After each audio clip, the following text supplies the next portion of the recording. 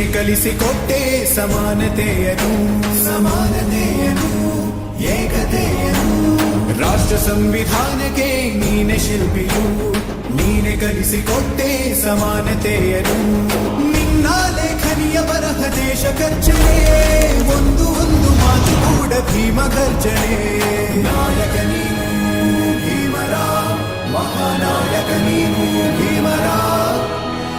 ನಾಯಕ